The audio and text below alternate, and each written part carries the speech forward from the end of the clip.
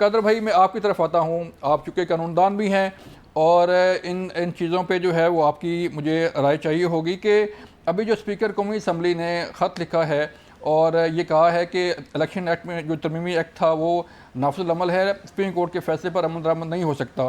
تو اب صورتحال سر کیا بنے گی پھر؟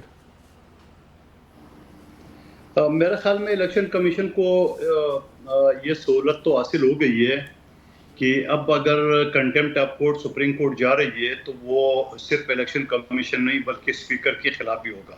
اچھا، لیکن میں نہیں سمجھتا ہوں کہ اسپیکر کے خلاف بھی ہوگا نہ الیکشن کمیشن کا ہوگا. آپ کو یاد ہوگا جب انہی بینچ کے جو 2 رکن ہے جس نے اپنے اختلافی نوٹ میں یہ کہا گیا کہ اگر اس کے اوپر حکومت عمل کرے گی تو آئین کا آرٹیکل 51 اور 106 کو معطل کرنا پڑے گا. ٹھیک. اچھا، بیچ میں ڈیولپمنٹ میں یہ آ گئی ہے. یہ بھی ہم ساتھ کہتے آ رہے تھے کہ چونکہ ابھی سپریم کورٹ کے جو وہ بھی یہ ہے ریویو جو پٹیشن ہے الیکشن کمیشن کی یا حکومت پاکستان کی، وہ ابھی پینڈنگ ہے. جب تک اس کا فیصلہ یعنی جو فائنل، جس کو عام الفاظ میں ریویو کو آپ اپیل بھی کہہ سکتے ہو، جی جب تک وہ نہیں آئے گا تب تک سپریم کورٹ اس کے اوپر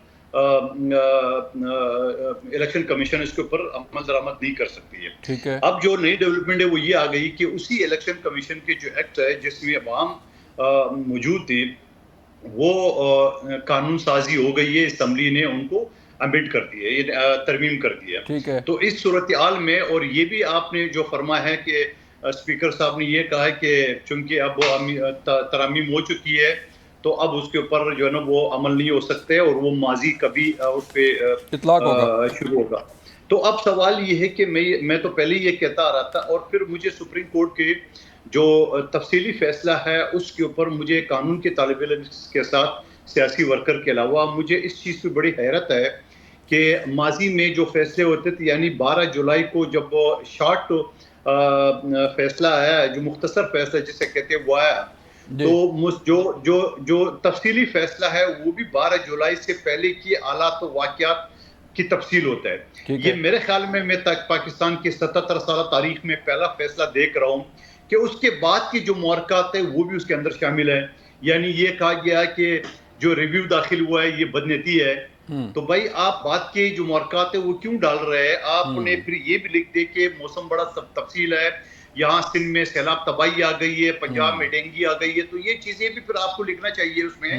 تو میں سمجھ رہا ہوں قانون کے طالب علم سے میں اس چیز سے قاصر ہوں کہ بعد کے حالات اور واقعات اور محرکات جو نا تفصیلی فیصلے میں نہیں آتا ہے. جو 12 جولائی سے پہلے کی جو حالات ہے اس کو ضرور ڈسکس وہ کر سکتا ہے، جو کہ کرنا چاہیے.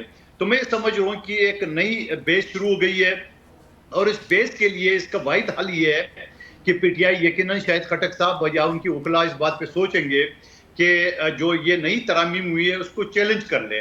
تو جب نئی ترامیم چیلنج کر لیں گے اور اس کے اوپر سپریم کورٹ فیصلہ دے دے گی نہیں جی یہ جو نئی ترامیم ہے یہ صحیح نہیں ہے یا یہ ماضی کے فیصلوں کے اوپر اثر انداز نہیں ہوگے، تو پھر یقیناً پھر جو موجودہ فیصلہ ہے اس کے اوپر عمل درآمد کرنا پڑے گا الیکشن کمیشن سے. میں سمجھ رہا ہوں کہ ابھی دلی دور ہے.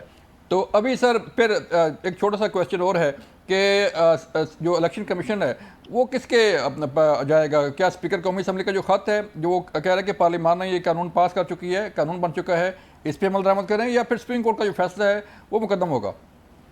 دیکھیں ابھی حال ہی میں جو اسلام آباد ہائی کورٹ کا باقاعدہ جو شیڈول جاری ہوا تھا بلدیاتی الیکشن کا، اور پھر جب قومی اسمبلی میں اسلام آباد کے جو بلدیاتی جو ایکٹ ہے اس میں ترامیم کی گئی ہے تو الیکشن کمیشن کو مجبوراً وہ الیکشن ملتوی کرنا پڑے گا کیونکہ نئے قوانین کے مطابق اس میں کچھ چیزیں تھی.